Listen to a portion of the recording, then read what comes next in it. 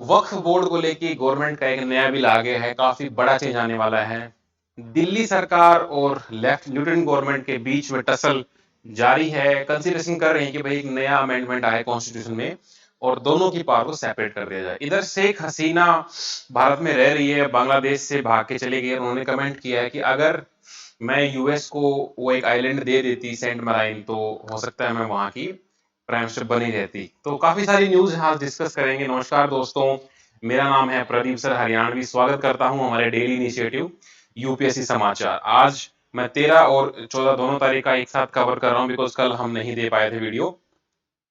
जो पहली बार उनके लिए बता दूं, अकेडमी का 3 साल से बेहतरीन सिलेक्शन रहा। इस बार भी 51 सिलेक्शंस रहे हैं। लास्ट ईयर जो रैंक 1 थे हमारे ऑफलाइन स्टूडेंट थे अनिल कुमार, और अभी जो बच्चे एचसीएस 2025 को टारगेट कर रहे हैं उनके लिए नया बैच लॉन्च हो चुका है, अभिमन्यु एंड अर्जुन। ये 22 तारीख से ही दोनों बैच स्टार्ट होने वाले हैं। जो प्री को टारगेट कर रहे हैं स्पेसिफिकली, वो अर्जुन बैच को ले सकते हैं, और जो प्री मेंस इंटरव्यू तीनों को एक साथ कंबाइन चाहते हैं पैकेज में, वो अभिमन्यु को ले सकते हैं। दोनों ही बैच बेसिक से कराए जाएंगे और कॉम्प्रिहेंसिवली कराए जाएंगे, including mentorship of me and doctor Amit and Tiwari sir. Hindi as well as English दोनों में रहेगा। आईआईटी मद्रास को फिर से टॉप स्लॉट मिला है NIRF national institute ranking for framework. इसमें हम देखते हैं कि जो हमारे इंस्टीट्यूट हैं वो किस मतलब पैरामीटर्स पे compete कर रहे हैं in terms of their research, innovation, productivity, जो प्लेसमेंट। तो उसमें आईआईटी मद्रास ने दोबारा से रैंक 1 पे अपनी जगह बना ली है। 6 साल से रैंक 1 पे बना हुआ है। सेंटर स्टेट दोनों ही कन्फ्रंटेशन पे है टैक्स को लेके। थॉमस आइजैक ने एक आर्टिकल लिखा है कि बहुत सारे टैक्सेस जो हैं स्टेट्स के हुआ करते थे, अब सेंटर उनको लेने लग गया है, लेकिन उसका जो डिस्ट्रीब्यूशन है वो अनइवन है।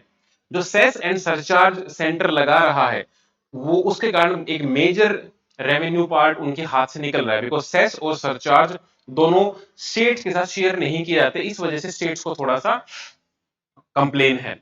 एक चंडीपुरा वायरस है एमपी के इंदौर में, उसके केसेस पाए गए हैं, खास करके गुजरात और एमपी में। चंडीपुरा जो एक जगह है, आई थिंक एमपी में ही है, वहीं से इसका नाम आया था। तो अब इसके केसेस बढ़ रहे हैं। इसका अभी तक कोई इलाज भी नहीं है, इसकी कोई वैक्सीन भी नहीं है। तो इससे फाइट करने के लिए अभी क्या करेंगे वो देखेंगे। सेबी के जो चेयरमैन हैं उसके ऊपर आरोप लगाया गया हिंडनबर्ग रिपोर्ट के द्वारा कि उन्होंने मार्केट मैनिपुलेशन किया है, और उनके पास पहले से ही ऐसी इंफॉर्मेशन थी जिस इंफॉर्मेशन की वजह से उनके हस्बैंड या उनकी रिलेटेड कंपनीज को फायदा हुआ है। तो हिंडनबर्ग पहले भी एक बार आई थी जब अडानी शेयर्स को लेके उन्होंने मार्केट को डिस्टेबलाइज कर दिया था। अब दोबारा से उन्होंने वही हरकत करने की कोशिश करी है, लेकिन सुप्रीम कोर्ट ने एक प्रॉपर इन्वेस्टिगेशन वहां बता दी है, तो कोई डरने की बात नहीं है। फिर भी थोड़ा बहुत मार्केट में लॉस देखा जा रहा है। यूक्रेन ने कुर्क ऑपरेशन चालू किया है। कुर्क क्या है, एक जगह है वेस्टर्न रशिया में ही। तो यूक्रेन ने वहां पर घुसपैठी करी है। तो एक अच्छा मतलब सिंबल नहीं मैं कहूंगा इस चीज को। दोनों में बहुत तगड़ा टसल होने वाला है। कोल्ड वार के दौरान जो रेडियो एक्टिविटी बाहर निकली थी न्यूक्लियर टेस्ट के दौरान, तो उससे एक नई रिपोर्ट सामने आई है कि भाई जो प्लांट्स हैं वो कार्बन सिक्वेस्ट्रेशन में हेल्प जरूर करते हैं, कार्बन को एब्जॉर्ब जरूर करते हैं, but for the short time of period वो बाद में रिलीज भी कर देते हैं। तो इस पूरा आर्टिकल का कहना ये है कि हम जो सोचते थे कि ज्यादा पेड़ लगाएंगे तो कार्बन को कैप्चर कर लेंगे, ऐसा बिल्कुल भी नहीं है। अब इस लेवल पे कार्बन बढ़ चुका है कि पौधों की बस की बात नहीं है, हमें नई टेक्नोलॉजी वगैरह इजाद करनी पड़ेंगी। वक्फ बोर्ड को लेके एक अच्छा आर्टिकल आया है, तो ये हम डिटेल में देखेंगे। और जो टॉप कोर्ट है, it is the custodian of the liberties, because जो दिल्ली के डेप्टी चीफ मिनिस्टर थे मनीष सिसोदिया, उनको बेल दी गई सुप्रीम कोर्ट के द्वारा, और सुप्रीम कोर्ट ने ये कहा कि भाई बेल इज द नॉर्म और जेल इज द एक्सेप्शन। तो बेल मिलना कोई आम बात, मतलब कोई स्पेशल बात नहीं है। बेल मिलना एक अधिकार है, वो एक एक्सेप्शन नहीं होना चाहिए।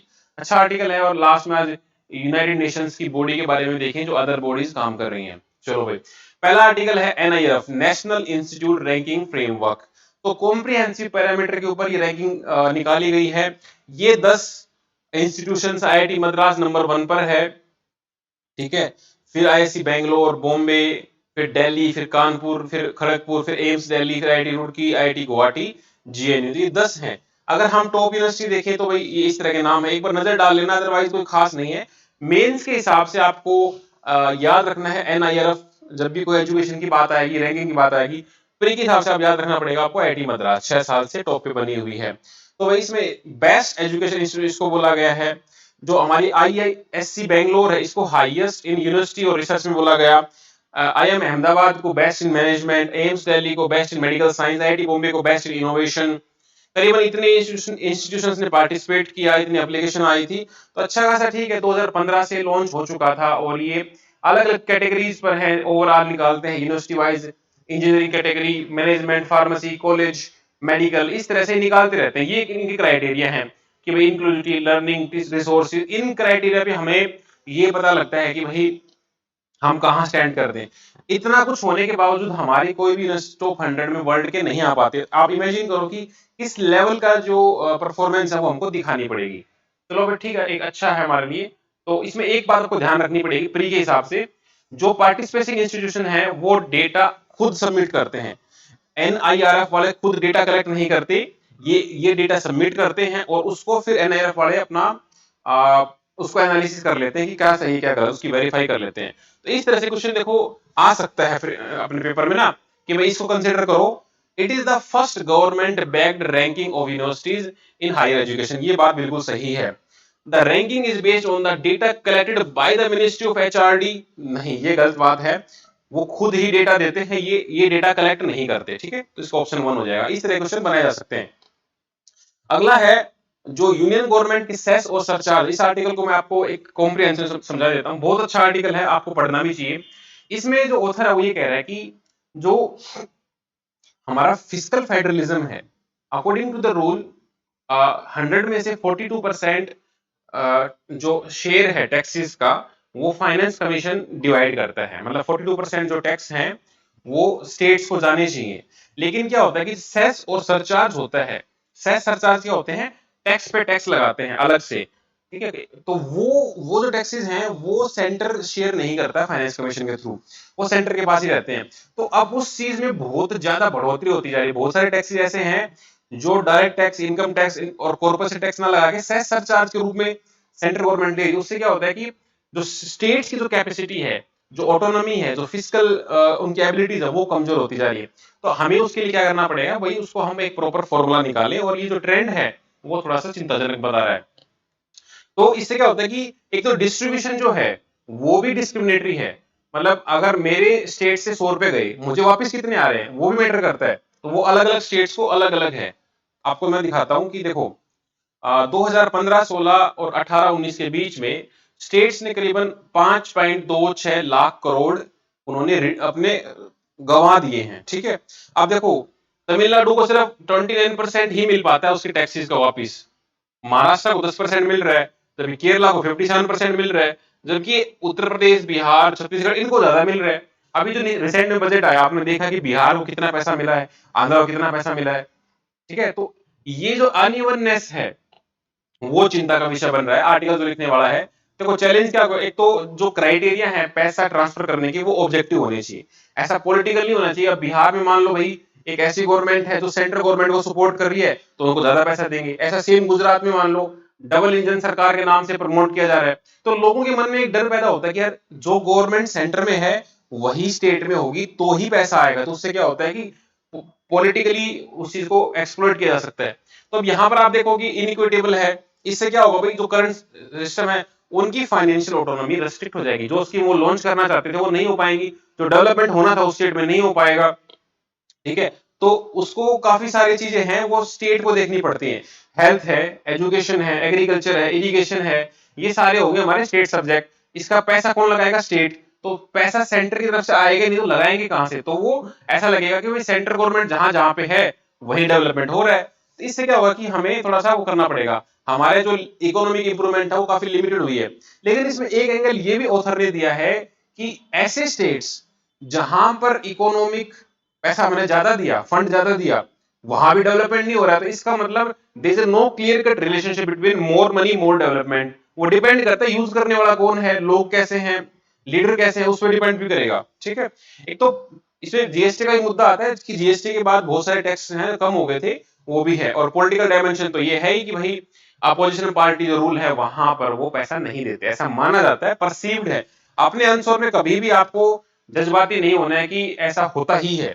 It is alleged, it is perceived, it is seen as. अगर आपने ऐसा लिख दिया कि central government opposition ruled states को पैसा नहीं दे रहा है, तो वहीं काटा लग जाएगा आपकी कॉपी पे, because you are politically biased, you are going to become a demo bureaucrat, और ब्यूरोक्रेट से बिल्कुल एक्सपेक्टेड नहीं है कि वो पॉलिटिकली बायस्ड हो। ठीक है, एक क्वेश्चन देखो 2023 में आया है, सिंपल सा क्वेश्चन है।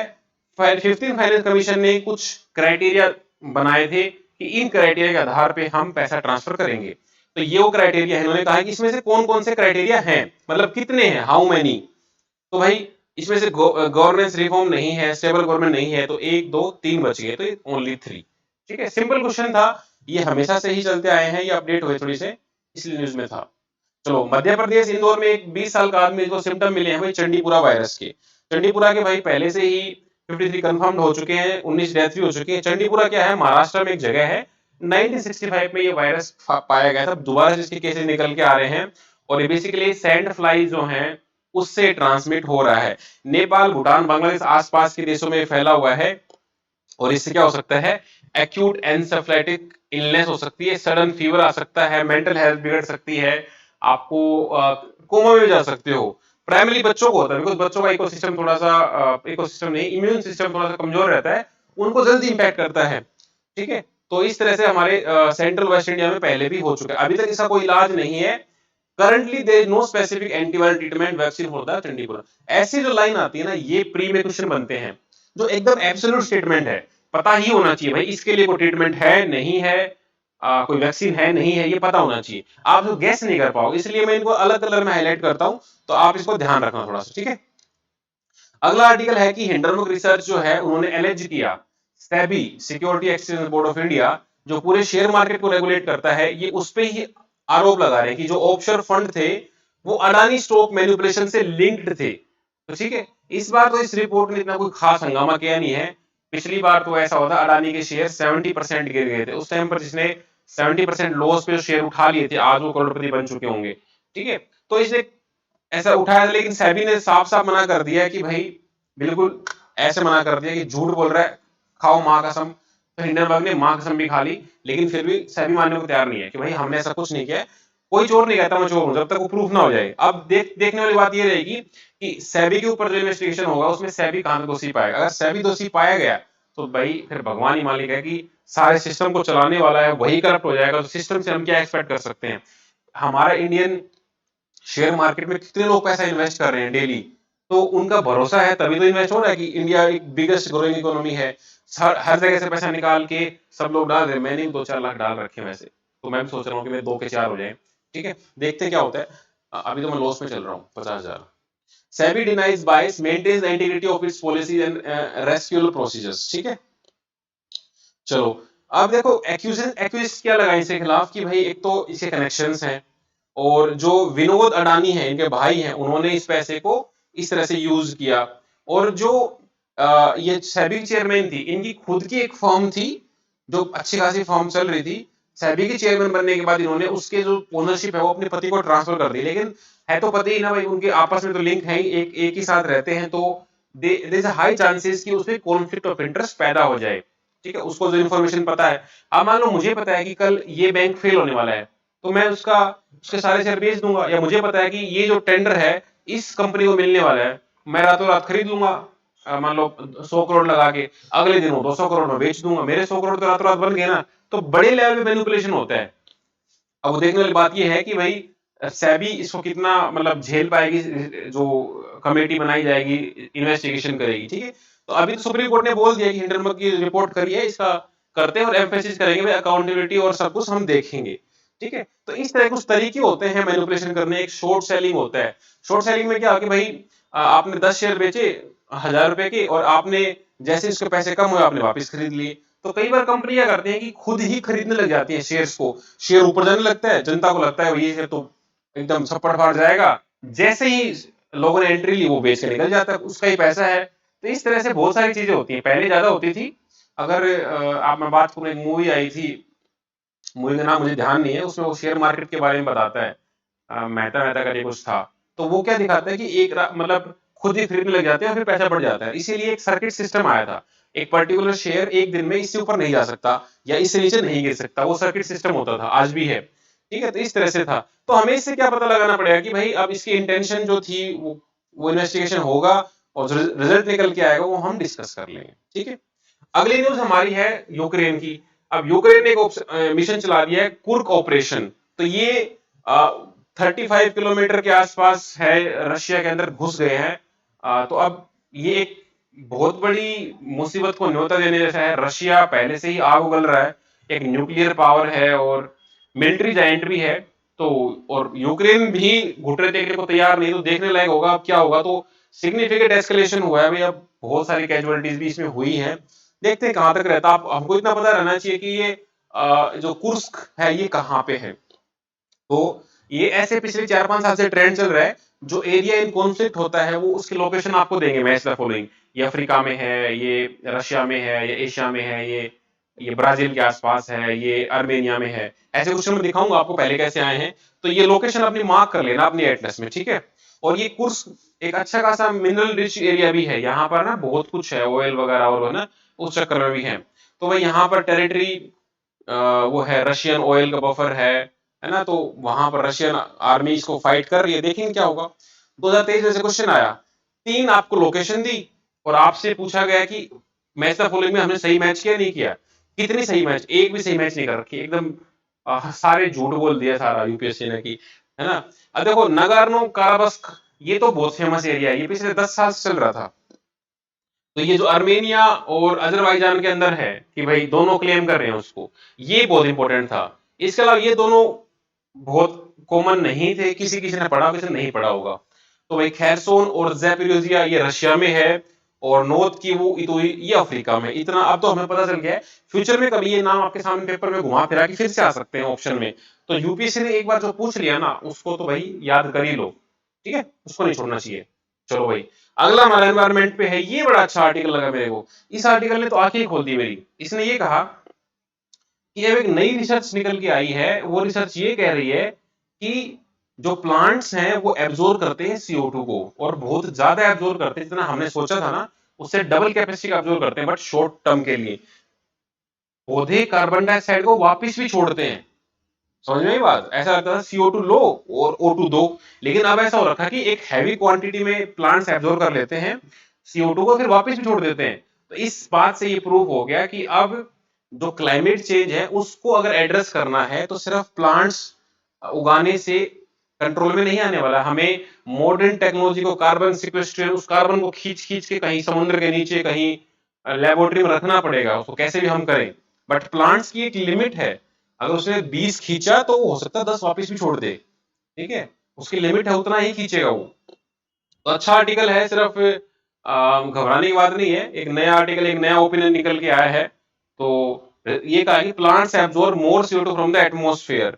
अपने प्लांट्स अपने रूट्स में और लीव्स में उसको रखते हैं, ठीक है। तो इससे क्या होगा कि भाई हमें और ज्यादा स्टोरेज सिस्टम को समझने की जरूरत है। तो अच्छा आर्टिकल था, बट एग्जाम के हिसाब से इतना इंपॉर्टेंट नहीं है, ठीक है। न्यूक्लियर सप्लाई ग्रुप के बारे में 2 स्टेटमेंट आई 2018 में। पहला ये कहा, इट जो भी न्यूक्लियर सप्लाई ग्रुप का मेंबर बन जाएगा, it will have access to the latest and most efficient nuclear technique. ये बात बिल्कुल सही है। दूसरे में कह रहा है जो एनर्जी का मेंबर बनेगा ना वो ऑटोमेटिकली एनपीटी का भी मेंबर बन जाएगा। इसको क्या हो गया भाई, ये ऐसा क्यों बिहेव कर रहा है?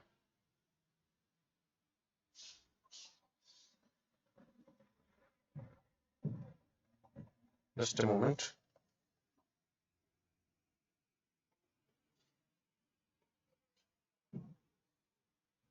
चलो, तो इसने ये कहा कि जो भी एनएससी का मेंबर बनेगा वो एनपीटी का मेंबर भी ऑटोमेटिकली बन जाएगा। ये स्टेटमेंट गलत है। एनएससी का मेंबर अभी भारत नहीं है। भारत लंबे समय से एनएससी का मेंबर बनना चाह रहा है, लेकिन एनएसजी ग्रुप में एक कंडीशन है कि सारे मेंबर जब हाँ बनेंगे ना तभी नया मेंबर ऐड आएगा। चाइना हर बार उसमें वेटो यूज कर लेता है, चाइना हमेशा मना कर देता है। चाइना नोज कि अगर इंडिया एनएसजी का मेंबर बना तो उसके पास बेहतर टेक्नोलॉजी होगी और वो हमारे लिए ठीक नहीं है, ठीक है। दुश्मन का मजबूत होना हमारे लिए अच्छा नहीं है। चलो भाई, आगे बढ़ते हैं। इंडियन पॉलिटी में एक आर्टिकल आया है कि जो वक्फ एक्ट है, ये आर्टिकल मैं आपको अच्छे से समझाता हूं। देखो, वक्फ क्या होता है? वक्फ एक तरह की लैंड होती है जो मुस्लिम या इस्लाम को दे दी जाती है for the benefit of society. एक लैंड है जो मुस्लिम कम्युनिटी को डोनेट कर दी गई है, उसको वक्फ बोलते हैं, land donated to the Muslims या इंस्टीट्यूशंस। तो ऐसे वक्फ बोर्ड बना रखे थे। अब उसमें क्या हुआ कि बहुत सारी जमीन वक्फ बोर्ड के अंडर आती थी, जो मुस्लिम कह लो इन लार्ज, तो उसमें कुछ गवर्नमेंट की प्रॉपर्टीज भी आ रखी थी, ठीक है। तो उसको लेके काफी बवाल हो रखा था, गवर्नमेंट एक नया बिल ले आई है, उस बिल को लेके बहुत बवाल हो रखा है। अब उसमें ये कह रहे हैं कि जो वक्फ बोर्ड है ना, एक तो उसके अंदर नॉन मुस्लिम भी मेंबर होने चाहिए, तो वुमेन भी होनी चाहिए, ठीक है। Why should have guys all the fun. दूसरा ये कि कोई भी गवर्नमेंट प्रॉपर्टी वक्फ में आ नहीं सकती, ठीक है, अगर आ रखी है ना तो वो वापस दो भाई। अब तीसरा ये कि आ, ये प्रॉपर्टी वक्फ प्रॉपर्टी है नहीं है, इस बात का फैसला अब वक्फ बोर्ड नहीं करेगा, अब इसको डिस्ट्रिक्ट कलेक्टर बताएगा कि ये है कि नहीं, ये हो गया है। तो काफी सारी चीजें हैं। अब इसको एक एंगल से ये भी देखा जा रहा है कि ये जो हमारा रिलीजियस राइट है, article 25 right to freedom of religion, ये उसके ऊपर इंफ्रिंजमेंट है। क्या गवर्नमेंट हिंदू जो टेम्पल है वहां पर क्या नॉन नॉन हिंदू या मुस्लिम को उसके अंदर बोर्ड मेंबर बनाएगी, है ना। तो दोनों तरह सोचने वाली बात है। अभी तो ये बिल है, डिस्कशंस होंगे, जब एक्ट बन के आएगा तब इसको हम कंसोलिडेट करके समझ लेंगे। अभी तो सिर्फ इतना ही है कि 1995 का जो एक्ट था, वक्फ एक्ट, उसको एनहेंस करना चाहते हैं और ये चाहते हैं कि बेटर एफिशिएंसी आए और सब चीज अच्छी हो। तो ये it's reform seeks to improve, ये जो लैंग्वेज है ना, this reform seeks to improve, ऐसे आप मेंस में यूज करनी है। It intends to, it assumes to, it alleges, it looks like, ऐसा यूज करना है, ठीक है। क्योंकि हमको नहीं पता कि ये क्या करने वाले हैं, हम तो एक मिडिल मैन है, middle man in the sense कि हम न्यूट्रल हैं। The reform seeks to improve the efficiency but faces criticism, potential infringement। कितने संभाल संभाल के वर्ड यूज किए हैं। पोटेंशियल इन्फ्रिंजमेंट मतलब, पोटेंशियल मतलब उसमें हो सकता है, मैं नहीं कह रहा कि वो इन्फ्रिंजमेंट है।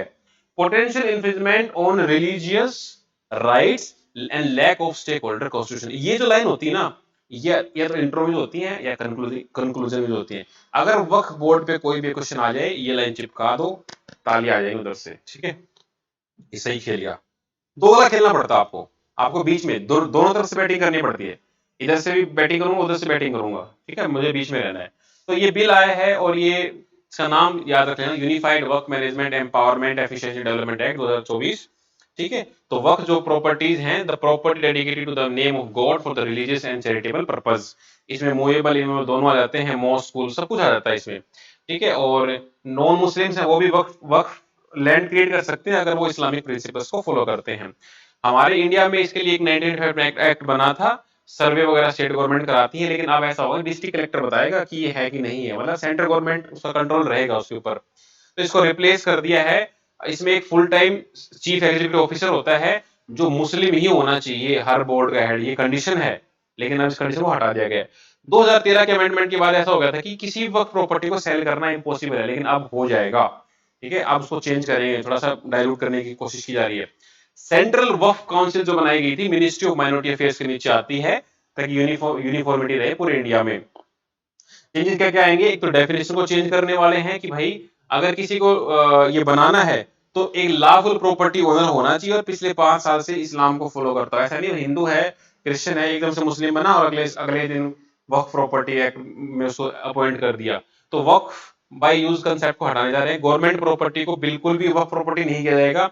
जो बेनिफिशियरी होंगे उसमें विडो, डाइवोर्स वुमेन, इनको फोकस किया जाएगा। सर्वे की रेस्पॉन्सिबिलिटी स्टेट वैसे स्टेट करवाएगा, लेकिन डिस्ट्रिक्ट कलेक्टर बताएंगे ये है कि नहीं। ये बहुत इंपॉर्टेंट पॉइंट है। एक सेंट्रलाइज्ड रजिस्ट्रेशन सिस्टम होगा, डिस्प्यूटेड प्रॉपर्टी है, जब तक डिस्प्यूट रिजोल्व नहीं हो जाएगा तब तक वो आपकी प्रॉपर्टी नहीं मानी जाएगी, ठीक है। ये बहुत बढ़िया काम किया है। नॉन मुस्लिम्स को भी परमिशन दी गई है। ये चाह रहे हैं कि जो वक्फ काउंसिल है ना स्टेट बोर्ड में, उसके अंदर 2 नॉन मुस्लिम हो, 2 वुमेन हो, ताकि थोड़ा सा बैलेंस बना रहे, डिस्कशंस हो आपस में ना।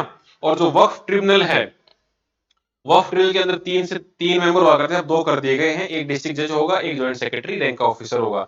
इसका ऑडिट होगा, जब जब हमको जरूरत पड़ेगी ऑडिट भी किया जाएगा। और कोर्ट कभी भी इंटरवीन कर सकते हैं, भाई ये बात बता दिए। कोर्ट ने हमेशा याद दिलाया कि भाई चाचा हमसे ऊपर कोई नहीं है, जब हम चाहेंगे, जब जुडिशियल रिव्यू आएगा, जुडिशियल ओवर रीच भी होगा, जुडिशियल जो भी हम चाहेंगे, कोर्ट हमेशा इंटरवीन करेगा।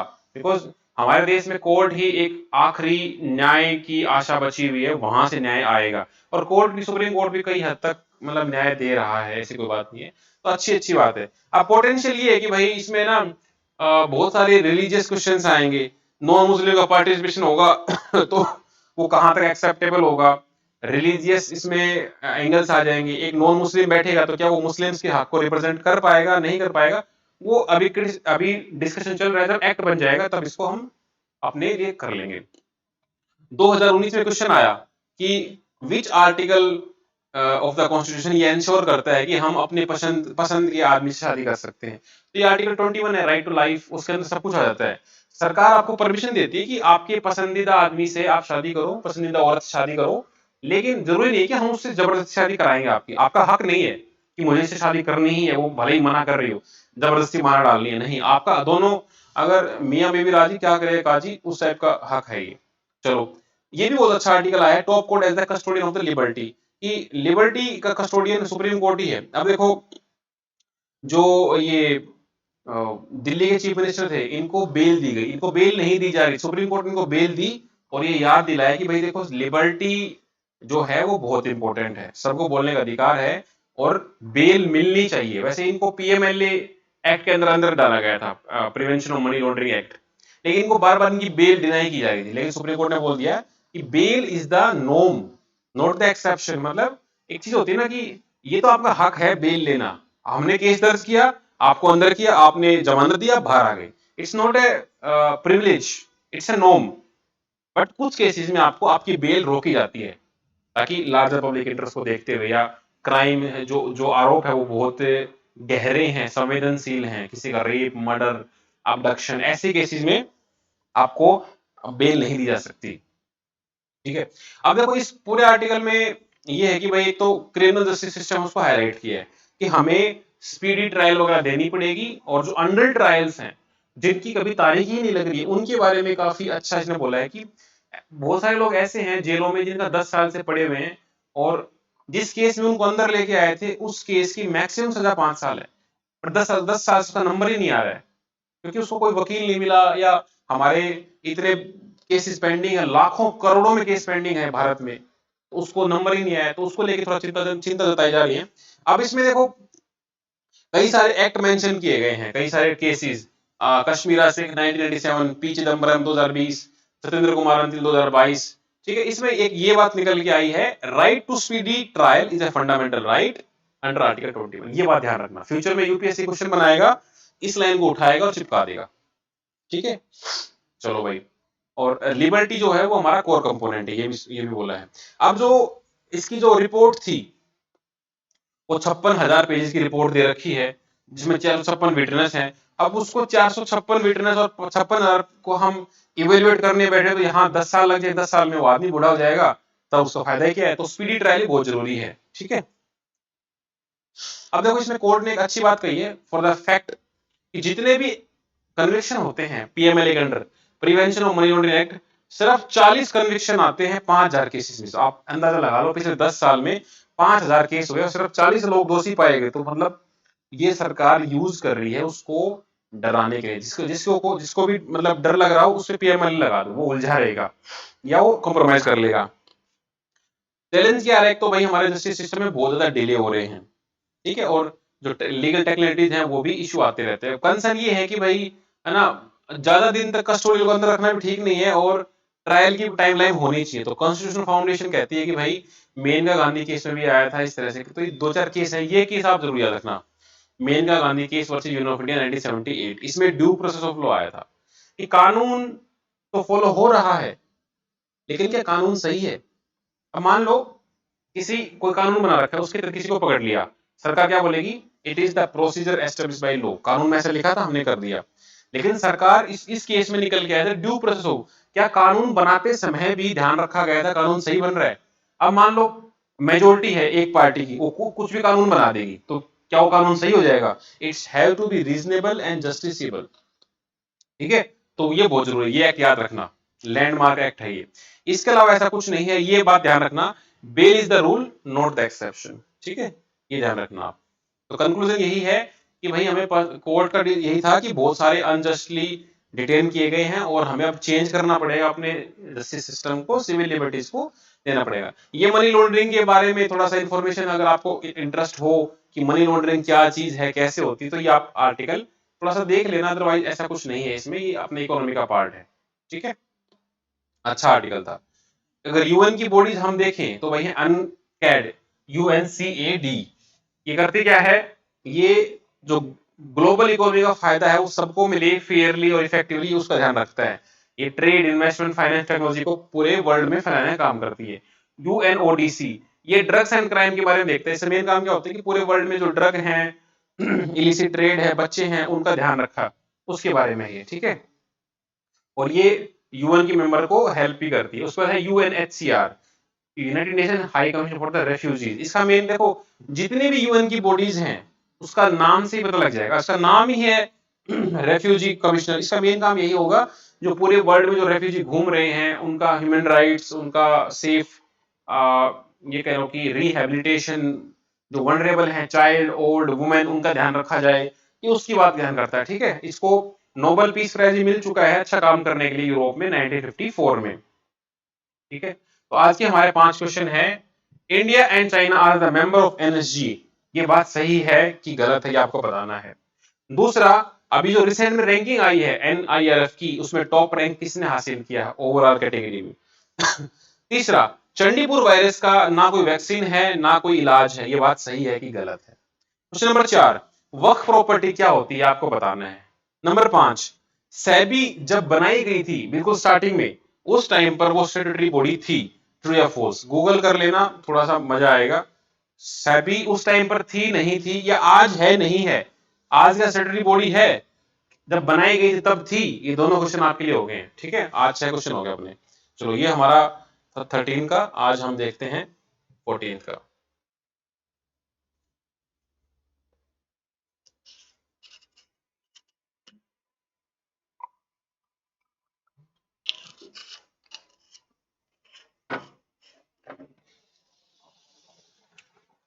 चलो भाई, ये अगेन इंफॉर्मेशन सेम ही है। आज के जो आर्टिकल हैं, ILO to help farmers eliminate the child labour forced work in the cotton. जो यूएस है उसने क्या किया है, जो हमारे देश से जो कॉटन वगैरह के प्रोडक्ट जाते थे ना, उसको क्या बोल दिया है कि हम इसको नहीं लेंगे, बिकॉज इसको बनाने में चाइल्ड लेबर लगा है। तो जो आईएलओ है वो चाइल्ड लेबर को हेल्प करने के लिए एक स्कीम लॉन्च कर रहा है। एग और sperm donor has no legal right on the child, Bombay high court. Bombay high court ने ये बोल दिया है, अगर सरोगेसी में कोई आदमी अपना स्पर्म डोनेट करता है, मान लो एक कपल है, उसका उस कपल में जो मेल मेंबर है उसका स्पर्म फर्टाइल नहीं है, तो मान लो तीसरा आदमी उसको अपना स्पर्म दे दे कि भाई मेरे स्पर्म से तुम अपनी बीवी को प्रेग्नेंट कर लो। ठीक है, या उस वुमेन के अंदर जो एग है वो फर्टाइल नहीं है, तो थर्ड वुमेन अपने पेट में उसका बच्चा रख ले। लेकिन उसके बाद क्या होता है कि जो बायोलॉजिकल मदर है उसका कोई राइट नहीं है उसके ऊपर, क्योंकि हुआ ये कि किसी एक औरत ने दूसरी औरत का बच्चा अपने पेट में पाला, बड़ा करके दे दिया सरोगेसी के थ्रू, बाद में उसका अटैचमेंट हो गया, ये मेरा बच्चा है मुझे दो, लेकिन हाईकोर्ट ने बोल दिया कि तुम्हारा बच्चा नहीं है, ये उनका बच्चा है। ठीक है, तो ये इशू आ रहा है, काफी एथिकल इशू भी है ये। तीसरा है the melting of the polar ice due to climate change is making days longer. ये कह रहे हैं कि जो पोल्स पर जो आइस चेंज पिघल रही है उसकी वजह से क्या हो रहा है कि हमारा जो अर्थ की जो स्पिनिंग है वो उसके स्पीड पे बहुत फर्क पड़ रहा है, बहुत माइन्यूट सा फर्क पड़ रहा है, कई सेंचुरीज में जाके इतना फर्क पड़ता है, लेकिन उससे फर्क पड़ रहा है। जो हमारे दिन है और रात है उस पर चेंज आ रहा है। तो इमेजिन करो कि अर्थ जो घूम रही थी लाखों करोड़ों साल से, सिर्फ पिछले 100-200 साल में हमने कुछ ऐसा कर दिया है, उसकी स्पीड स्लो हो गई है। अब इमेजिन करो कि स्पीड स्लो हो जाएगी तो क्या होगा। कई बार मैं डर जाता हूँ कि हम किस तरफ बढ़ रहे हैं, सारे ग्लेशियर मेल्ट होते जा रहे हैं, सी लेवल का राइज बढ़ता जा रहा है, वाइल्ड लाइफ स्पीसीज एक्सटिंक्ट हो रही हैं, इंसान इंसान को मार रहा है, काट रहा है, पेड़ पक्षी सबका घर उजाड़ दिया है, हवा इम्प्योर, पानी इम्प्योर, लैंड इम्प्योर, हमारे इमोशन इम्प्योर, बच्चों के रेप हो रहे हैं। अभी कोलकाता में जो इश्यू हुआ कितना मतलब शर्मनाक था, और हम कहीं पहुंच भी नहीं रहे हैं, हमारी एंगर, हमारा लस्ट, हमारी ग्रीड बढ़ती जा रही है। तो we as a human being, as civilisation कहाँ पहुंच रहे हैं, बड़ा चिंता का विषय है। अच्छा आर्टिकल है।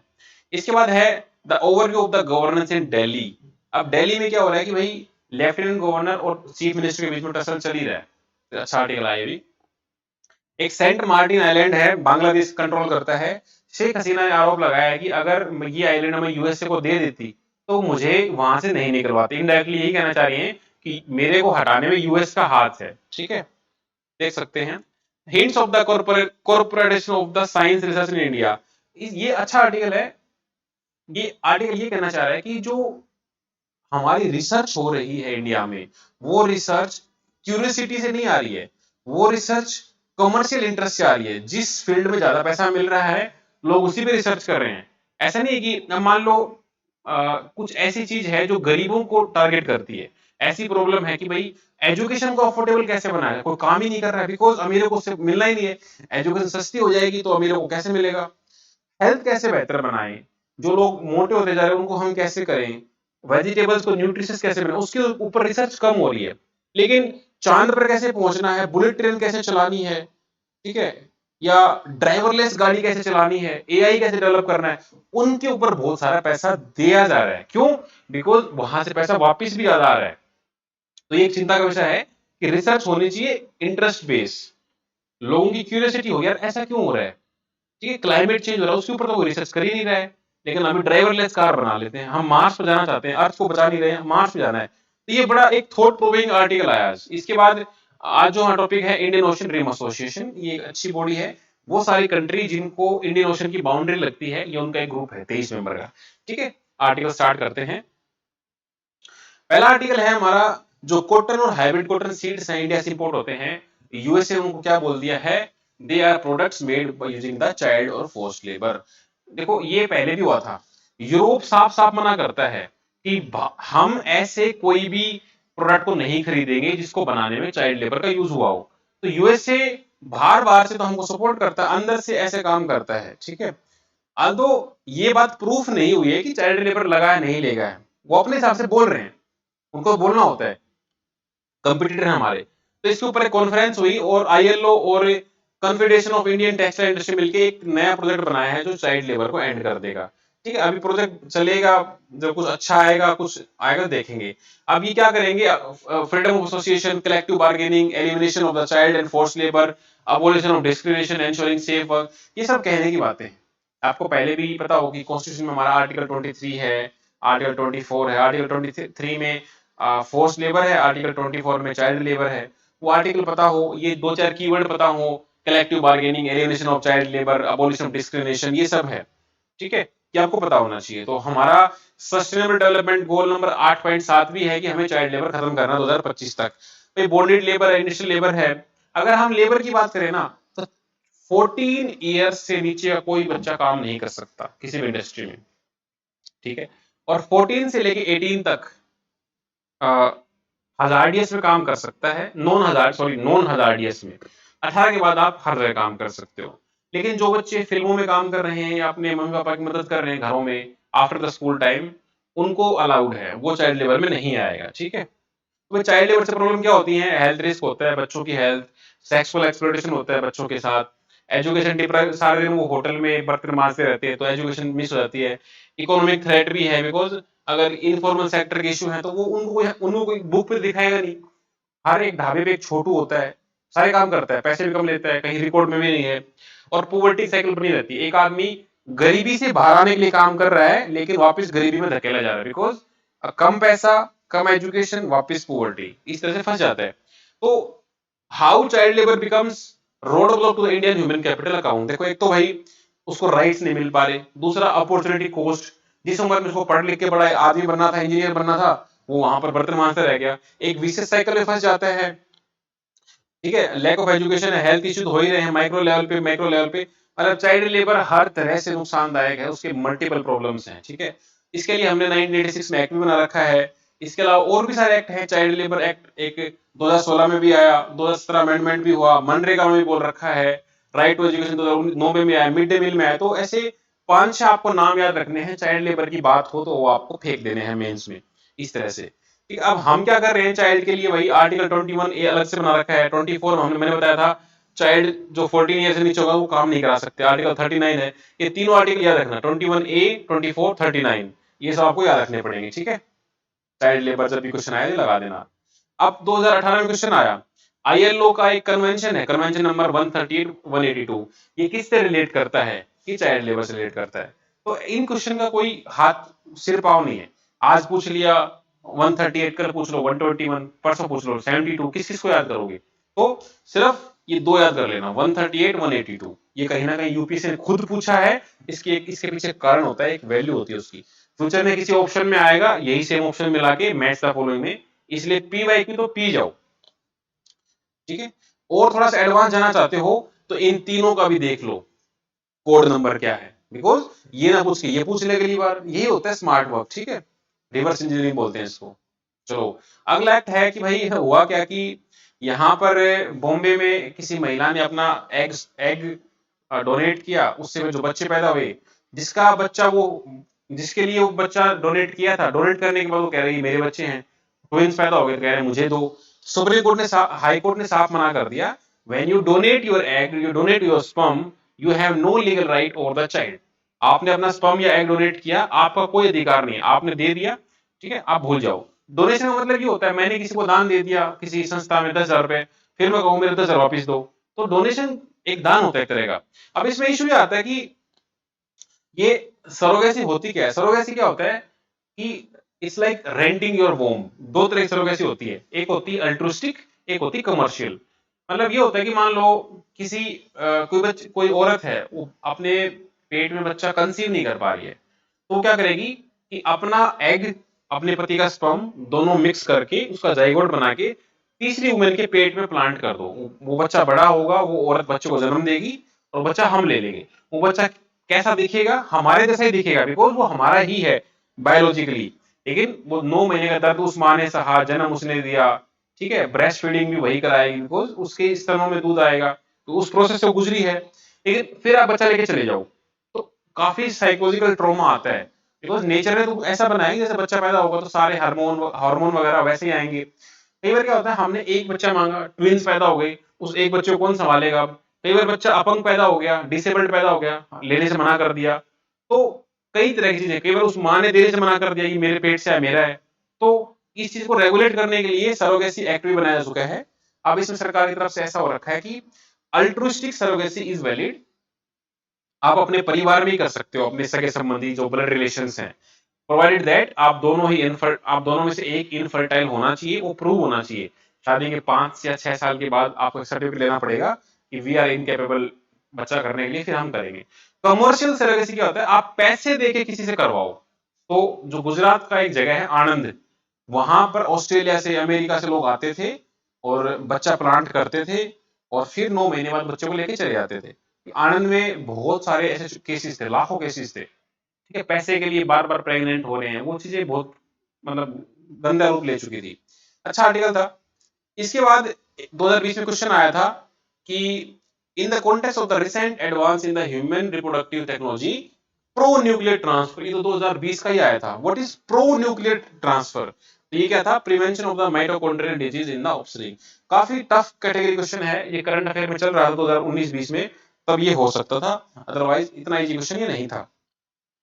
अगला क्वेश्चन था हमारा कि ये एक वार्निंग दे रहे हैं कि जो क्लाइमेट चेंज हो रहा है, हमारी जो पोलर आइस मेल्ट हो रही है, उसकी वजह से अर्थ का जो स्पिनिंग है वो स्लो हो रहा है, और स्पिनिंग होने की वजह से दिन रात की जो साइकिल है वो बिगड़ रही है। तो ये एक इंडिकेशन है कि भाई अभी भी वक्त है, सुधर जाओ, अदरवाइज हम बहुत बड़ी मुसीबत में फंसने वाले हैं। अब वो टाइम ऊपर नीचे होगा तो हमारी जो एटॉमिक क्लॉक्स हैं, स्पेस में जाने का आने का जो टाइमिंग है वो तो बहुत माइक्रो सेकंड में कैलकुलेट होता है, वो हमें बार बार अपडेट करनी पड़ेगी, ये दिक्कत आएगी, ठीक है।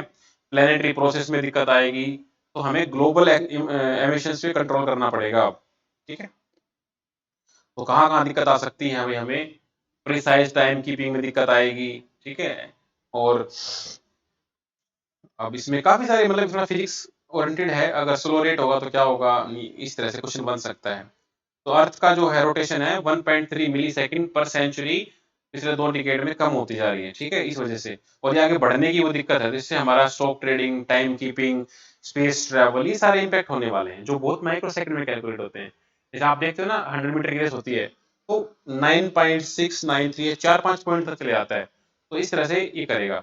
अर्थ की एक्सिस पे भी इंपैक्ट इससे आएगा, पोलराइज मेल्ट होने से, ठीक है। चलो भाई, 2019 में क्वेश्चन आया मीथेन हाइड्रेट के बारे में, 3 स्टेटमेंट थी। काफी मतलब साइंटिफिक क्वेश्चन था, जिसने अच्छे से साइंस पढ़ी है या जो मीथेन इस कंसेप्ट को जानता है वही आंसर कर पाता। तो इसका उत्तर तो वैसे ऑल ऑफ द वो ही है कि global warming might trigger the release of methane gas from the these deposits. तो ये तो हम माइट देख के शायद ले भी लेते। बाकी जो दो हैं, large deposit of methane hydrate are found in Arctic tundra and under the sea floor. Methane atmosphere oxidizes to carbon dioxide after decade or two. तो ये सारे टेक्निकल क्वेश्चन थे, अब होगा नहीं होगा वो पता होना चाहिए। मैं अगर आपकी पोजीशन में हूं तो मैं इसको छोड़ देता, being a non science background. तो साइंस बैकग्राउंड से वो इसको कर पाते थे, ठीक है, उनके लिए एक फायदेमंद क्वेश्चन था। चलो भाई, अगला है कि अब सुप्रीम कोर्ट ने ये बोल दिया है कि जो लेफ्टिनेंट गवर्नर है दिल्ली का, वो 10 लोगों को नॉमिनेट कर सकते हैं एमसीडी में इंडिपेंडेंटली, बिना काउंसिल ऑफ मिनिस्टर को कंसल्ट किए। इससे क्या हो गया कि जो टसल है वो और ज्यादा हो गई है कि भाई हम चुने हुए आदमी हैं, काउंसिल ऑफ मिनिस्टर जो हैं दे आर इलेक्टेड, और जो लेफ्टिनेंट गवर्नर है ही इज अपॉइंटेड। तो उन दोनों के बीच में टसल और बढ़ गई है। लास्ट में ये कहेगा कि भाई सुप्रीम कोर्ट को इसमें यही फैसला आएगा कि जो संवैधानिक संशोधन है वो किया जाए, और कहां एलजी की पावर है, कहां काउंसिल ऑफ मिनिस्ट्री की पावर, कंप्लीटली सेग्रीगेट किया जाए, मतलब सेग्रीगेट नहीं, डिमार्केट किया जाए कि ये इसका काम है, ये इसका काम है, ठीक है। उससे क्या होगा कि कॉन्फ्लिक्ट कम हो जाएगा। चलो भाई, तो दिल्ली कैसे बनी थी? 1956 में स्टेट रीऑर्गेनाइजेशन एक्ट आया था, तब दिल्ली को बनाया गया एज ए यूटी। फिर एमसीडी बनाई गई 1958 में, फिर लोकल गवर्नमेंट आई 1966 में, और फिर फाइनली बालकृष्ण कमेटी के रिकमेंडेशन पे 69th अमेंडमेंट हुआ कॉन्स्टिट्यूशन में, और उसके बाद एक दिल्ली को मतलब फुल असेंबली का दर्जा मिला। और लेकिन 3 चीजें अभी भी नहीं मिली, पब्लिक ऑर्डर, पुलिस और लैंड, ये सारी सेंट्रल गवर्नमेंट के पास है। तो मेन मेन चीज है वो सेंटर के पास ही रहेगी। अब दोनों के बीच में पावर का टसल चल ही रहा है, ठीक है, तो बैलेंस ऑफ पावर की जरूरत है, बिकॉज मेन चीज तो इनके पास है, पब्लिक ऑर्डर, लैंड और पुलिस, तो क्राइसिस आते रहता है। अब दिक्कत जब भी आएगी तो एक दूसरे पर ब्लेम गेम होगा। अब जैसे रिसेंट में 3 यूपीएससी एस्पिरेंट डूब के मर गए, या किसी का करंट लगने से मौत हो गई। अब सेंट्रल गवर्नमेंट क्या बोलेगी? दिल्ली सरकार, ठीक है, दिल्ली सरकार ने नहीं बचाया। दिल्ली सरकार क्या बोलेगी? पुलिस तो हमारे कंट्रोल में नहीं है, वो तो सेंट्रल कंट्रोल में है। इसको बोलते हैं ब्लेम गेम शिफ्टिंग, ठीक है। तो ये हो रहा है वहां पे, ब्लेम शिफ्टिंग बोलते हैं इसको। तो इसका ये कहना चाह रहे हैं कि अब इसको भाई ऑटोनॉमी दी जाए, और वे फॉरवर्ड यही है, इसका जो गवर्नेंस स्ट्रक्चर है उसको रिविजिट किया जाए, और जो पावर है सेंट्रल गवर्नमेंट की, दिल्ली गवर्नमेंट की, उसको क्लियरली डिलिनेट डीमार्केट किया जाए। यही इसका एकमात्र सॉल्यूशन बनता है। चलो भाई, बांग्लादेश की जो पूर्व पीएम थी शेख हसीना, उन्होंने ये कहा है कि अगर मैं यूएसए की बात मान लेती, और जो ये सेंट मार्टिन आइलैंड है इसके पार्ट यूएसए को दे देती, तो मैं सरकार में बनी रहती। इनडायरेक्टली डायरेक्टली उन्होंने बोल दिया है कि भाई यूएसए का ही हाथ है मुझे हटाने में, बिकॉज वो इस आइलैंड को चाहते हैं। ये आइलैंड है कहाँ पे? ये बिल्कुल म्यांमार के बिल्कुल आसपास ही है, यहाँ से स्टेट ऑफ मलक्का गुजरती है। तो इसकी इंपॉर्टेंस क्या है सेंट मार्टिन की? ये एक तो ये स्टेट ऑफ मलक्का के बिल्कुल पास में है, वहां से हजारों लाखों शिप गुजरती हैं, तो उस पर कंट्रोल आ जाएगा।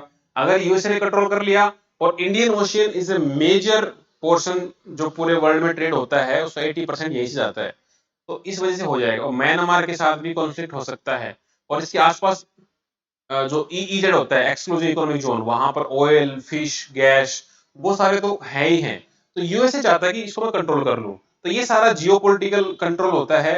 बांग्लादेश का एकमात्र कोरल आइलैंड है, इसके आसपास कोरल रीफ्स हैं। ये आइलैंड वैसे तो 5000 साल पहले डूब गया था, फिर 450 साल पहले फिर से उभर के आ गया। इसका नाम रखा गया था जजीरा, ये अरब मर्चेंट ने रखा था, फिर बाद में नरीकेल जिंजीरा रख दिया।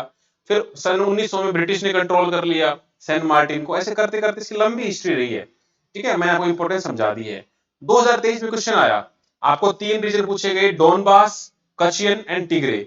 इसमें से टिग्रे तो काफी न्यूज में था, इथोपिया उस टाइम पर न्यूज में था ये, उस साल। कचिन और डोनबास भी न्यूज़पेपर में आ रहा था, यहाँ पर गोले बारूद चल रहे थे, यूक्रेन में है। Kochin was bit less known name, ये म्यांमार का है। इन तीनों में से कोई भी सही मैच नहीं कर रखा था।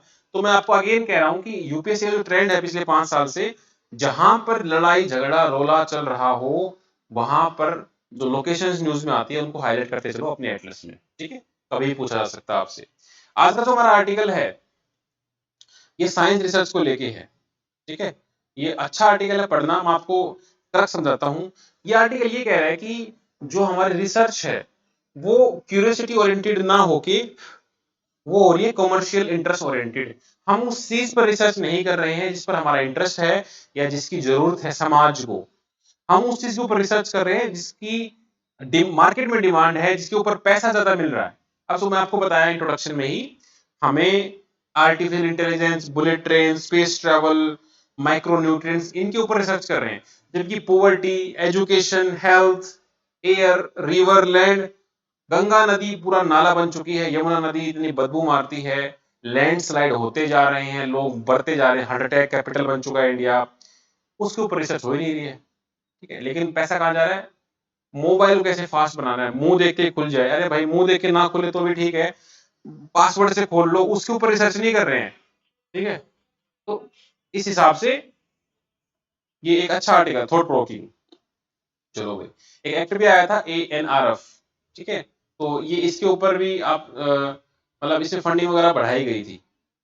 चलो, इसमें एक रिपोर्ट, जो आपके पास डेटा होना चाहिए कि भारत कितना परसेंट खर्च करता है अपनी GDP का। हम खर्च करते हैं 0.64, जबकि देश देखो 3.46 USA, 4.8 south Korea, 3.1 Germany, 2.4 China, 3.77 Taiwan. तो हम तो बहुत कम, उनसे आधे से भी आधा खर्च कर रहे हैं। तो हमारे देश में इनोवेशन कहां से आएगी? ठीक है, इवन हमने कुछ दिन पहले आर्टिकल पढ़ा था कि हमारे जो इक्विपमेंट है वो खराब हो जाते हैं तो चाइना से हमें टेक्नीशियन को वीजा दे के बुलाना पड़ता है। हमारे पास वो टेक्नोलॉजी है ही नहीं, तो ये आपको ध्यान रखनी पड़ेगी। अगर आप देखोगे तो अगर हम थीसिस की बात करें, PhD वगैरह की, तो हमारे देश में बहुत ज्यादा PhD हो चुकी है, लेकिन रिसर्च अभी भी नहीं आई है। आप देखो, इंडिया हर साल 40,813 प्रोड्यूस कर रहा है PhD, जो कि वर्ल्ड में थर्ड नंबर पर है, चाइना और USA के बाद। अगर हम रिसर्च पेपर की बात करें तो हम पब्लिकेशन 3 लाख पब्लिश कर रहे हैं 2022 में, थर्ड लार्जेस्ट है। लेकिन ये PhD की कोई वैल्यू तो नहीं है। लेकिन अगर हम पेटेंट की बात करें तो हमारे पास डेटा अच्छे हैं। करीबन 2022 में हमने 30,000 पेटेंट करवाए, जो कि 6th नंबर पे हम ग्लोबली हैं। ठीक है, तो हमें थोड़ा और बढ़ाना पड़ेगा। अभी फिलहाल गवर्नमेंट कहाँ पैसा दे रही है रिसर्च में, ये कुछ इनिशिएटिव जो गवर्नमेंट चला रखे हैं, खास करके CSIR, नेशनल फिजिकल लेबोरेटरी, और institute of advance study in science and technology, IASST, ये इंपॉर्टेंट है। बाकी साइंस, लैंग्वेज, एस्ट्रो लैब, ये सब भी है, 1 वीक 1 लैब। तो 3-4 एग्जाम्पल पेपर में लिखने हो तो ये आप नोट करके रख लेना। ठीक है, ये अच्छा डेटा है। चलो, Indian ocean rim association, IORA, तो जो जिन जिन देशों को इंडियन ओशन की बाउंड्री लगती है वो सारे इसमें आते हैं। इसमें ध्यान ये रखना है कि पाकिस्तान नहीं आ रहा है। ठीक है, ये ध्यान रखना आप थोड़ा सा। चलो, 23 मेंबर है इसमें। तो ये 2015 में बनाया गया था। आपको इसका हेडक्वार्टर याद रखना है, मतलब सेक्रेटेरिएट मॉरिशियस। ठीक है, और मॉरिशियस में एक जगह है इबेने, ऐसा करके एक नाम है। ठीक है, आप गूगल करना, मुझे याद आ रहा है। आप कमेंट करके बताना वो जगह, मैं सही सही बता रहा हूँ क्या।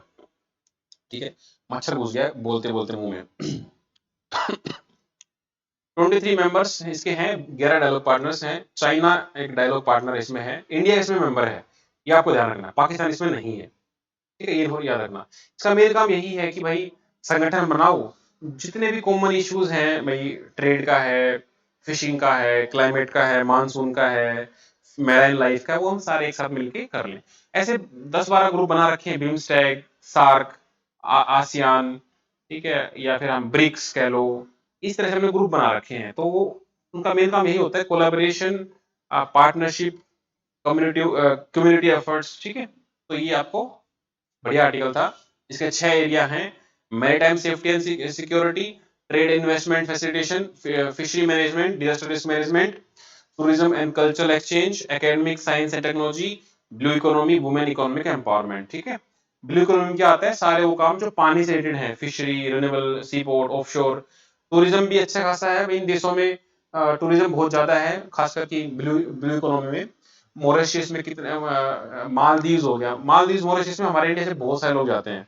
ठीक है, चलो, तो इस तरह अच्छा आर्टिकल था। आज के हमारे जो 5 क्वेश्चन है ये हो रहे हैं आपके स्क्रीन पे। Headquarter of Indian ocean rim association बहुत सिंपल है, अभी भी डिस्कस किया था। ठीक है, इसका मैं आपको बता देता हूँ, मॉरिशस है। मॉरिशस में कौन सी जगह है? वो आपको बतानी है। 69th कॉन्स्टिट्यूशनल अमेंडमेंट एक्ट किसके रिगार्डिंग था? ये पेपर में आ चुका है, एचसीएस में भी आ चुका है, यूपीएससी में आ चुका है। सेंट मार्टिन, माल्टन हो गया, मार्टिन आइलैंड किस कंट्री या किस ओशियन में लोकेटेड, दोनों बताना है। Surrogacy is completely ban in India, yes और no. When was ILO establish, आपको साल बताना है। तो मेरे हिसाब से ये पांचों क्वेश्चन आप आराम से आंसर कर लोगे, आपने अगर लेक्चर आंसर सुना है। लेक्चर कैसा लगा, पढ़ाने का स्टाइल कैसा लगा, कमेंट करके बताना, बिकॉज हम आपके लिए ये फ्री इनिशिएटिव चला रहे हैं। जितना आपका अच्छा रिस्पॉन्स आएगा, आप कमेंट में लिख के बताओ कि प्रदीप सर ऐसा आप पहली बार हमको ये चीज समझ में आई, या कोई ऐसी कमी है कि प्रदीप सर ये आर्टिकल समझ में नहीं आया, या आपकी पढ़ाने में कुछ पार्ट मिस हो गया, मैंने कुछ फैक्चुअल एरर गलत बता दी हो, तो कमेंट करके बताओ। It's let it be two way interaction. Thank you.